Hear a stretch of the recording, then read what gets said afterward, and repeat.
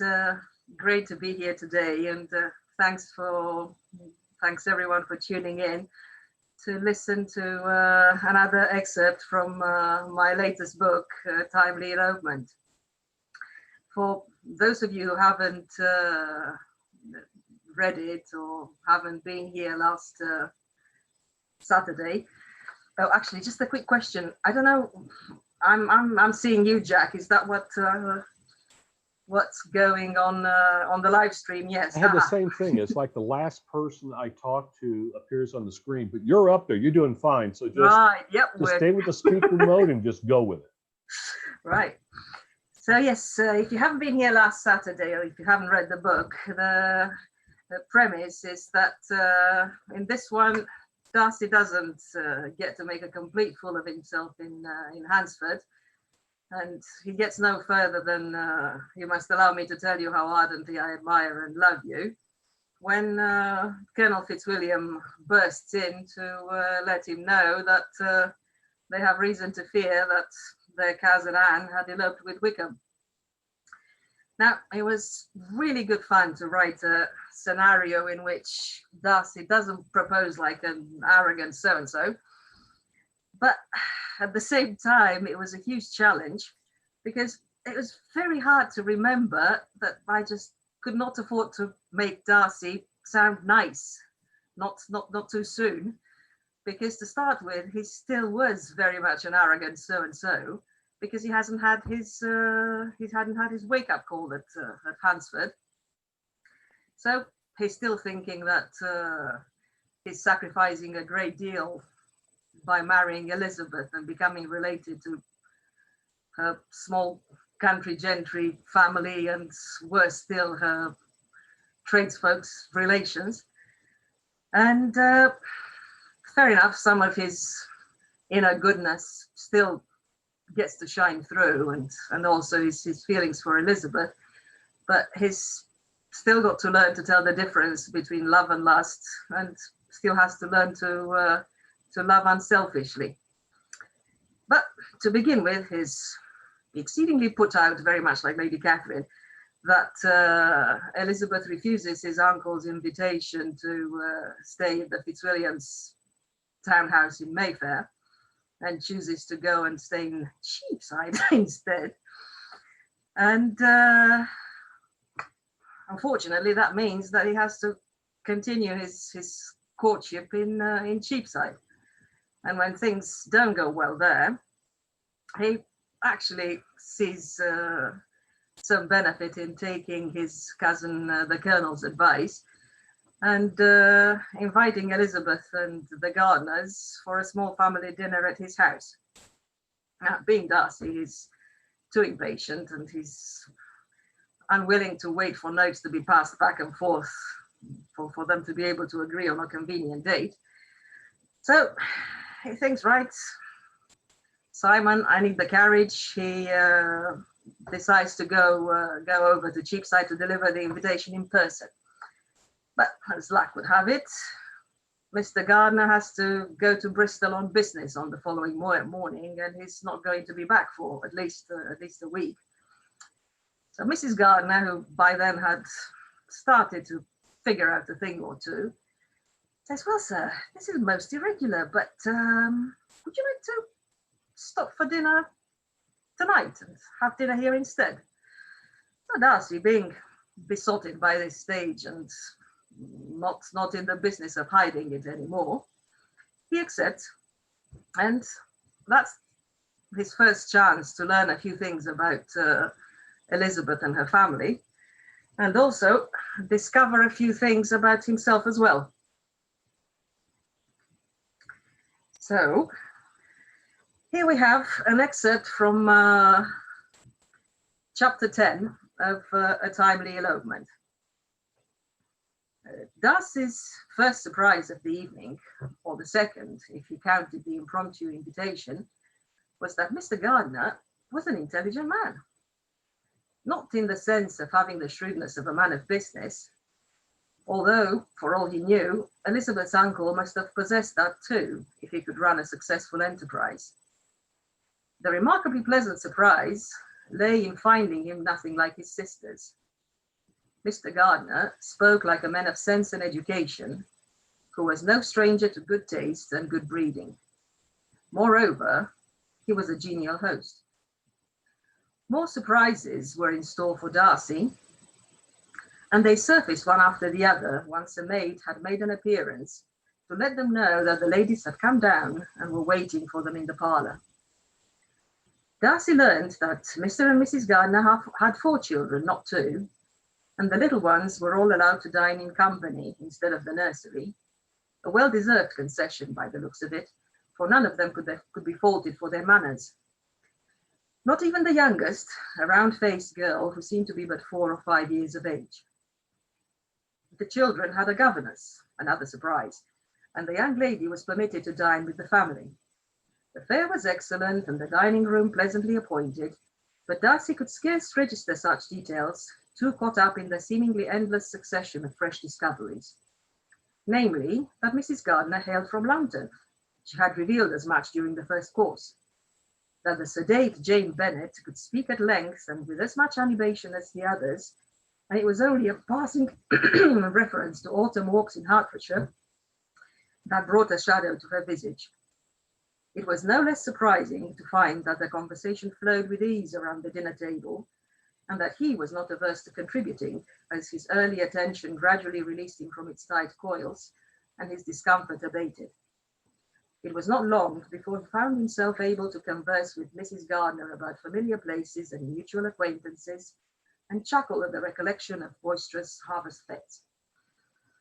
And throughout all this ran the vibrant red thread of Elizabeth's manifest good spirits. She verily glowed as she laughed and chatted more freely than ever. Gone was the subdued air that had clouded her countenance over the last couple of days. He could almost say that he had never seen her thus at any other time, certainly not in Kent, perhaps not even in her home, nor in her other familiar surroundings. He could not say what had effected this transformation, but it was wondrous to behold. She sat across from him, and it was only with the greatest effort that Darcy could tear his eyes away from the enchanting picture she presented. It would be a vast deal harder to tear himself from him at the end of the evening, and well he knew it. There was nothing he could possibly want more than to hasten the day when he would be allowed to take her with him. The epiphany that followed was long in coming, unforgivably so, as he would eventually berate himself with horrified harshness. Yet it did come at last.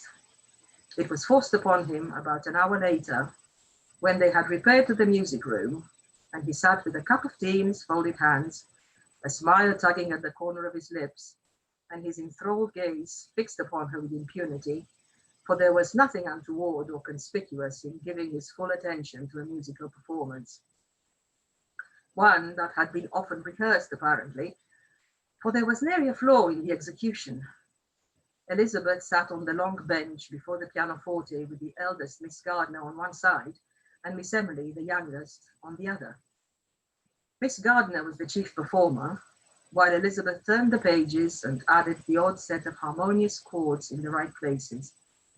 The final notes of the rondeau were entrusted to Miss Emily, who played them with chubby little fingers, then spun round to gleefully beam at her cousin. "That was just right, Lizzie, don't you think?" the girl chirped, and was scooped up into a warm embrace. "Of course I do. Both of you played your parts to perfection. No wonder your mamma and papa are so very proud of you," Elizabeth replied, as she exchanged affectionate glances with her aunt and uncle, then dropped a kiss on Miss Emily's cheek and another into Miss Gardner's flaxen ringlets. And that was when realization hit, leaving Darcy aghast at his former blindness. He was no better than Tyndall, just as dismissive, just as self-absorbed. He had not been quite so crass as to liken her to a lustrous filly, neither in his thoughts nor, heaven forbid, in casual conversation with others, but he too had been of the firm opinion that the only way forward was to pluck her from her relations' midst, to separate her from all these people whom she loved so dearly. How in heaven's name had he not seen until this very moment what anguish the separation would have caused her? The tug at his heartstrings was as sharp as a physical pain, and Darcy's heart lurched at the thought of ever seeing her suffer, and worse still, being the one to blame for her distress. She verily glowed tonight because she was happy. What sort of a selfish beast would take this away from her and expect her to find ample compensation in what he had to offer? The violent surge of self-recriminations was stemmed by a soul-comforting thought. Praise be, he had held his tongue and had not made that unconscionably cruel request in form. He squirmed as he remembered his response to Elizabeth's declared intention to remove to Cheapside. At the time when he had judged Mr. and Mrs. Gardner and found them wanting without having even met them. She had doubtlessly detected his disdain for her connections in trade, but at least he had not betrayed the full breadth of his shortcomings. Thank goodness for small mercies, Darcy inwardly scoffed, and promptly sought to smooth his countenance, lest the self-directed scorn be misconstrued as dissatisfaction with the present company. There was good reason to hope that he had wiped the scowl off his face by the time Elizabeth glanced towards him, for there was no censure in her eyes, nor was she in any haste to look away as her lips curled up into a smile. Jane Bennet and the Gardners were already ranking quite high in Darcy's estimation, even before they went and endeared themselves to him even more. The first by offering to assist the governess in taking the little ones to their chambers, and the older couple by choosing to sit together on the furthermost sofa and quietly discuss something or other. Thus, for the first time in 2 days, 2 very long days, he was allowed a few moments of private conversation with Elizabeth, and he was grateful to all three for the kindness, regardless of whether it had been extended inadvertently or on purpose. Either way, it gave him the opportunity to claim a seat beside her, the one that Miss Bennet had vacated, and softly say, "I would like to thank you and your relations for this evening. It was remarkably pleasant." An engagingly impish smile came to tug at the corner of her lips. "I'm glad to hear it. Sudden arrangements have such a way of going awry. It is more through luck than judgment that they meet one's expectations." And there it was again, the delectable admixture of sweetness and archness that had bewitched him from the earliest days of their acquaintance. Its return easily made up for 2 whole days of awkward silences and all too brief exchanges. He had always delighted in her teasing, even when he was not altogether certain of her meaning, as was the case now. Was she only referring to his sudden addition to the family party, or did she have also something else in mind, such as his sudden proposal, for instance? This was not the time for him to earnestly declare that he would bend both luck and judgment in order to ensure that nothing would go awry in that regard. As for his expectations for this evening, he had better not reveal that they had been exceeded in every way. He would have been tantamount to owning that he had thought little and therefore expected little of her relations. And given his recent epiphany, he was not about to remind her of past sins. "I had no notion what I should expect," Darcy said instead, which was not that wise either on reflection, but the honest answer was out before he could check it. Nor could he help adding with a faint smile, his voice lowered to a near whisper, "I hope you will agree that we are well into uncharted waters, you and I." "Are we? That is rather ominous," Elizabeth airily countered. "Now, if we are to trade old dictums, I might say that there is nothing new under the sun. In general, perhaps, but this is very new to me, and I am not at my best in unfamiliar circumstances," Darcy brought himself to own by way of justification, for what it was worth. He had no reason to rue his frankness, quite the opposite, when her lips twitched in the most adorable manner in response. "So I have noticed. But today it came to me that you are not alone in this. I know at least one other gentleman who makes for an agreeable companion only when he is at ease." The imperative to ascertain of whom she was speaking detracted from the surge of pleasure at learning that she had read him rightly, and that tonight she had found him an agreeable companion.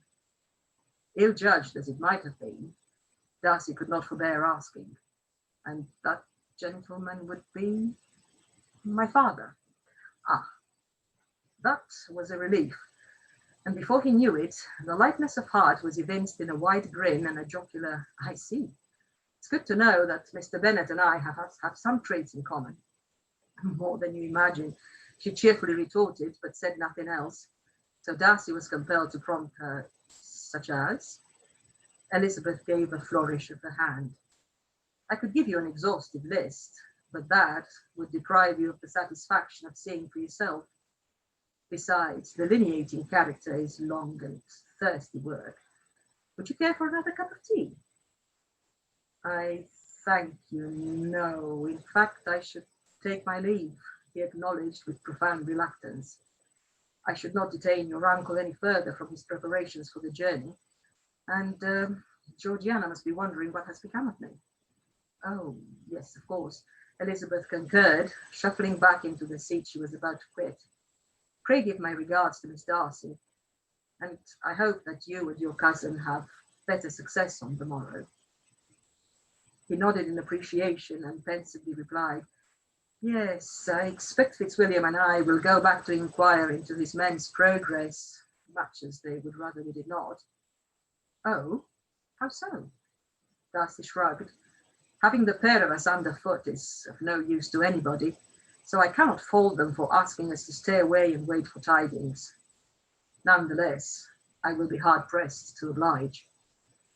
That I can well imagine, Elizabeth said with feeling, and there was great solace to be found in the sympathetic look she cast him.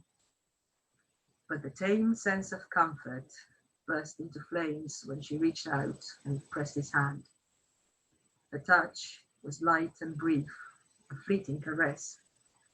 Her slender fingers were instantly withdrawn, and she curled them in a tight clasp around her other hand, as though she already regretted her intrepidity. So, with no little effort, Darcy restrained himself from reclaiming the exquisite indulgence, much as he was tempted. And temptation soared as he sat motionless beside her, the back of his hand still tingling, his gaze sweeping searchingly over her face. He could not meet her eyes, they were studiously averted. He only caught a swift glance filtered through lowered lashes, and then she looked away, leaving him to the sweet agony of drinking in every detail of her appearance, and yearning for so much more than this. Yearning for privacy, for her light form in his arms, her lips on his, for the long-awaited day when they would begin to build a life together. He clenched his hand into a fist until his knuckles whitened, to stop himself from reaching across the narrow space between them, to at least wrap his fingers around hers. He could not trust himself, not even with so small a liberty, certainly not here in the gardener's parlour, and moreover their presence. His boldness could scarce hope to escape either their notice or their censure, for, unlike her, he would not have drawn back in a hurry. And that was when a heady notion cut through the haze of intoxication. The all too brief caress was the first tender gesture she had initiated of her own accord. Darcy swallowed hard, and wispy shreds of reasons fought for ascendancy, and sensibly suggested that, God willing, there would be others, if he had the good sense not to rush her. So he leaned back and forced himself to breathe. He would not open his lips till he believed himself to have attained some semblance of composure. When he finally spoke, the words still came out in a ragged whisper. I hope this will be... He broke off, cleared his throat, and began afresh. I hope this wretched business will be resolved over the coming week before Mr. Gardiner's return. Then perhaps you and your relations might find the time to come for dinner in Berkeley Square and join me and Georgiana for a performance at the Theatre Royal. Macbeth, if we are in luck. I remember your aunt mentioning plans of that nature yesterday, and I was thinking... Darcy let his voice trail away and gave a vague gesture, only to find, to his great pleasure, that there was no need to elaborate. Elizabeth looked up and said with a soft smile, I would like that very much. And so would they, I am quite sure, if that could be arranged. Excellent, Darcy beamed. I shall look forward to it, and so will my sister. By the by, he tentatively resumed, I meant to ask, may I bring her along next time I call? Elizabeth's brows arched, and the second glance she flashed him held a distinct measure of surprise, the cause of which Darcy was quick to fathom. But before he could roundly chastise himself for his previous reluctance to foster any degree of closeness between his sister and Elizabeth's Cheapside relations, she smoothed her skirts and evenly replied, By all means, pray do. I should be very glad to see her. Would tomorrow morning be convenient? The hesitant look he settled on her gave way to a self-deprecating amusement when he added, Although I might be well on my way to taxing your aunt's patience. Much like Fitzwilliam's men, Mrs. Gardiner might prefer she did not have us underfoot so often. She will be right in thinking that calling 4 times in 3 days is excessive. Elizabeth chuckled. Fortunately, my aunt is fond of society. Her teasing air sobered a little when she continued, She will be honoured to make your sister's acquaintance. And I dare say that, between us, we could help Miss Darcy entertained, while you and the Colonel make your inquiries. You are very kind to offer, he said softly. Yes, I think Georgiana will be delighted to spend the morning here with you. She is not at ease in unfamiliar surroundings either, Darcy explained, a rueful quirk tugging at his lips when he mentioned that family trait. But I have no doubt that, as others before her, she will find her resolve melting in no time at all. This is a most welcoming home, and the family atmosphere is very pleasing, he finished, striving to keep his tone matter of fact. No mean feat, for in truth it was a vast deal more than that. It was exceedingly appealing and no less heartwarming, a safe haven from the trials and vexations that abounded without, and he wanted the same for himself. With every fibre of his being, he wanted to come home to her and bask in the soothing comfort that only a communion of hearts and minds could bring. The comfort that had evaded him year after year, ever since he had learned to turn mature and discerning eyes upon the world. It was the oddest time to consider age-old poems, but the lines sprang to mind all the same and struck the deepest chord, for they were fitting, very much so in every way. There is nothing more potent nor more admirable than this, when a man and a woman who share the same ideas about life keep house together.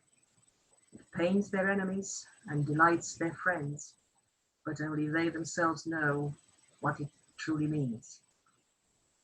It would mean everything. He knew as much already, and he could scarce bear to go through yet another day without it. My sentiments exactly, Darcy heard her say, and however quiet, the faraway whisper jolted him from his musings, as, for one staggering moment, it seemed as though she had answered his innermost thoughts and his best hopes. But once he had gathered his wits about him and dismissed the wild notion, the return to sanity did not come as the starkest disappointment, for she eyed him squarely and cast him a bright smile. I am glad to hear you were left with the same impression. This is a very happy home, perhaps more so than many. I have heard it said that happiness in marriage is entirely a matter of chance, but not so, Darcy intervened, with a firm shake of his head. Pure chance may make a beginning and bring kindred spirits into each other's path, but it is for unwavering devotion to build the rest. That and some unfathomable quality, which, from what I understand, is very highly prized, and all the more for being so elusive a virtue. And that would be, Elizabeth asked, her eyes crinkling at the corners. So he matched her impish little grin with a wry one of his own, and airily replied, I hear it goes by the name of patience, if we are still trading old dictums, some say that all good comes to those who wait. Thank you very much for listening. And I think I read a little bit faster than I thought I would. So if you'd let me see if there's anything, any questions that you might like me to answer. Thank you for your kind words, everyone. Yeah, if there's any questions you'd like to ask, then shoot. Joanna? Yes. Hi, this is Cara Louise on the watching on YouTube, and let me start my video.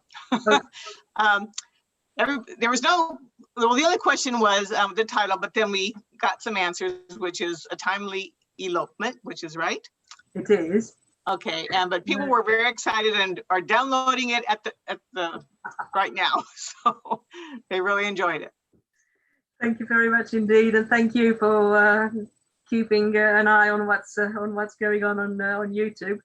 I'm looking forward to going in myself in a few moments once I hand over the baton to Abigail.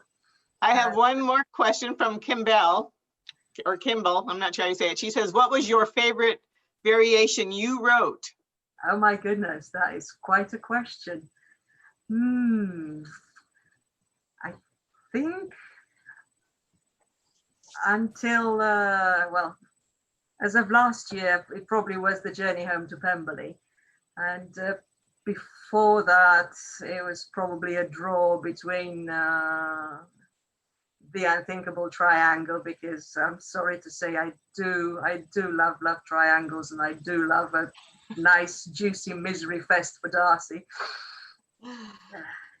So thanks for your question. Oh, and I see that Victoria was asking in Zoom if I'm working on something new.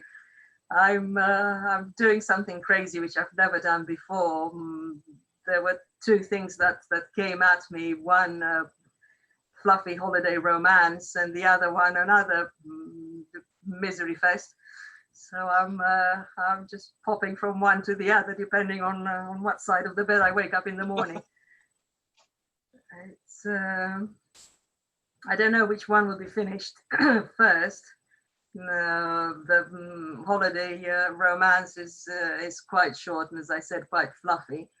But over the last I don't know, 5 days or so, I've been just pouring out notes of what I want to see happening in the misery fest one. And I already have about 34 pages of 34 pages of notes, and if that's just the notes, goodness knows how long the book's going to be. So yeah, I'll come back to tell you more about it in a number of years. Erna would like to know how many books you have written. This is my 10th. Your 10th. Good number. Oh goodness, what did I say? Because I see Gina asking if it's a fluffy misery fest. No, the misery fest is not fluffy at all. It's I don't know. I'll think of some culinary metaphors and snowy metaphors a bit later. But no, there's nothing fluffy about that. But the holiday romance is quite fluffy. Not much angst, not much not any real villains, except perhaps Elizabeth and Darcy themselves. But I think we are. Oh yes, I could combine the fluffy misery fest. Thank you, Gina. That's going to make for an interesting endeavor. I think it's coming up to the time. We have time for one more question. Oh.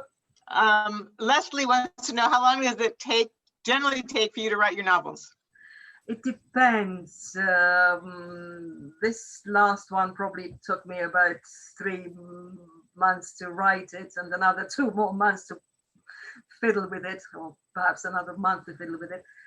But it could be much longer, so, and I expect the longer book that I have in mind to take me a fair while. But thanks ever so much, everyone. It was an absolute pleasure to be here with you. And now I'm looking forward to what Abigail has for us. And I don't know if I'm wrong, Abigail, I can't wait to find out, but I think this ties into a certain post you put up at Austin Variations in May. And I'm keeping my fingers crossed that it is actually going to be something about that, because that was absolutely jaw-dropping. So please tell us more. I'm just hovering on the participants as we speak to pass on. Yep, I think it's done. So yes, please, and tell us more about that particular premise. Well, thank you very much. And what a treat that was, Joana Starnes. Thank you. I'm Abigail Reynolds,